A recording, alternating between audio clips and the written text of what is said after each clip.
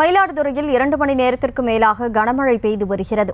மயிலாடுதுறை, செம்பனார் கோவில், திருக்கடையூர், பொறையார், தரங்கம்பாடி, குத்தாலம், மங்கைநல்லூர், பாலையூர் உள்ளிட்ட மாவட்டத்தின் அனைத்து பகுதிகளிலும் கனமழை பெய்து வரக்கூடிய சூழலில் கூடுதல் விவரங்களோடு செய்தியாளர் செல்லப்பா இணைப்பில் இருக்கீங்க. முழு விவரங்களை பதிவு செய்யலாம். கனிமொழி, அதாவது பாத்தீங்கன்னா டெல்டா மற்றும் கடலோர மாவட்டங்கள் லேசானது முதல் கனமழை பெய்யும் என வானிலை மையம் அறிவிச்சிருந்தாங்க. இந்த நிலையில மயிலாடுதுறை மாவட்டத்தில் காலை முதலே வானம் மேகமூட்டத்துடன் காணப்பட்டு லேசானது முதல் மிதமான மழை பெய்து வந்தது. இந்த நிலையில காலை 10:30 மணியிலிருந்து தற்போது வரை இடியுடன் கூடிய பலத்த கனமழையானது பெய்ய தொடங்கி இருக்கிறது.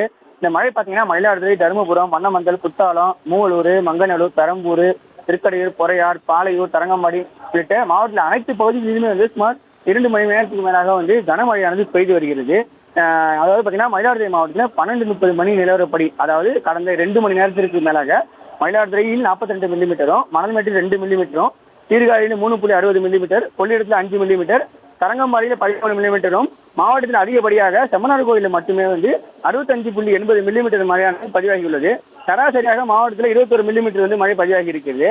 இந்த திடீர் கனமழையால பொதுமக்கள் மற்றும் வாகன ஓட்டிகள் இயல்பு வாழ்க்கை தற்போது பாதிக்கப்பட்டுள்ளது. சாலையில் மழை நீர் பெருக்கெடுத்து ஓடுகிறது.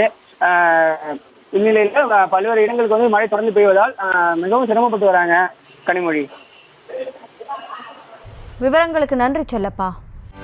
செய்திகளை உடனுக்குடனும் துல்லியமாகவும் தெரிந்து கொள்ள சப்ஸ்கிரைப் பண்ணுங்க.